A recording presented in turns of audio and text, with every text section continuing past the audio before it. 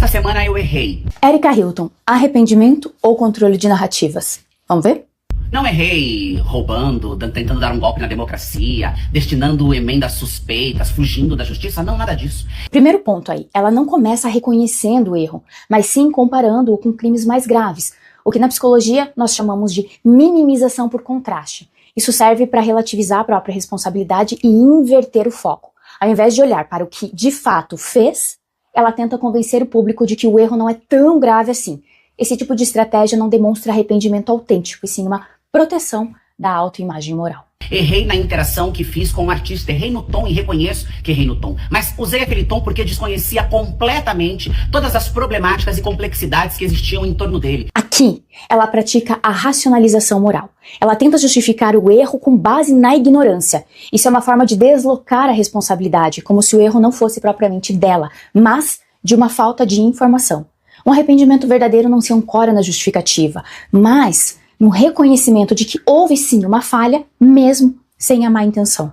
Desconhecia as suas opiniões e a minha interação com ele em momento algum serviu para apoiar, endossar, legitimar ou inocentá-lo de qualquer posição ou comportamento que ele venha tido.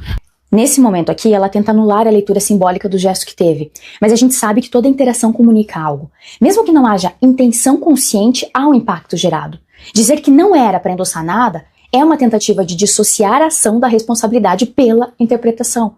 O arrependimento requer compreensão do efeito da ação no outro e não apenas da própria intenção. Vocês me conhecem, sabem dos meus movimentos juntos com fandoms de diva pop, por exemplo, que foram super importantes para que nós conquistássemos distribuição gratuita de água em shows e festivais, a derrubada do PL do estupro, a luta pelo fim da escala 6x1, que tem sido muito importante essa organização, e tantas outras conquistas importantes que se deu na realização de diálogo com uma fanbase. Esse aqui é um recurso clássico de autoengrandecimento compensatório. Ela desloca o foco do erro para as conquistas pessoais, como se um bom histórico anulasse a necessidade de se responsabilizar por uma falha pontual.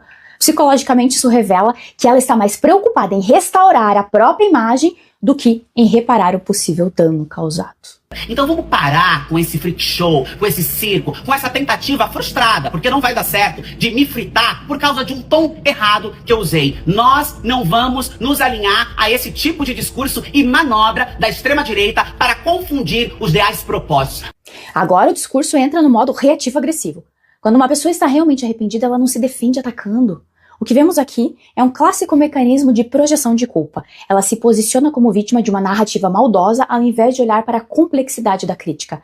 A agressividade disfarçada de vitimismo é uma forma de impedir a escuta real. Nas redes sociais se transformou num fantoche e numa alegoria na mão da extrema-direita e de pessoas mal intencionadas. Aqui já tem uma tentativa de desqualificar qualquer crítica associando-a a um grupo ideológico.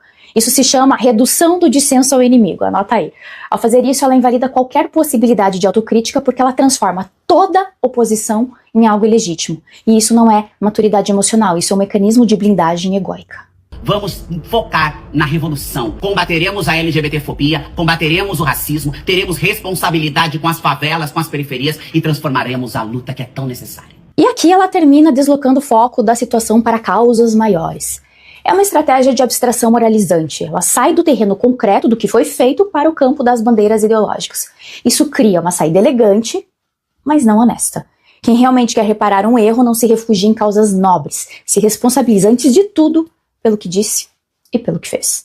O discurso da Erika Hilton é bem articulado, mas é uma peça de controle de narrativa e não de autorreflexão. Ela usa mecanismos psicológicos de proteção da imagem, minimiza, justifica, desloca, projeta, acusa, se engrandece e moraliza, mas não escuta, não reconhece o impacto emocional do que ela fez, do que ela falou, e não demonstra abertura para aprender com aquilo que ela causou, né, com a polêmica que ela causou. E isso psicologicamente não é arrependimento, é estratégia.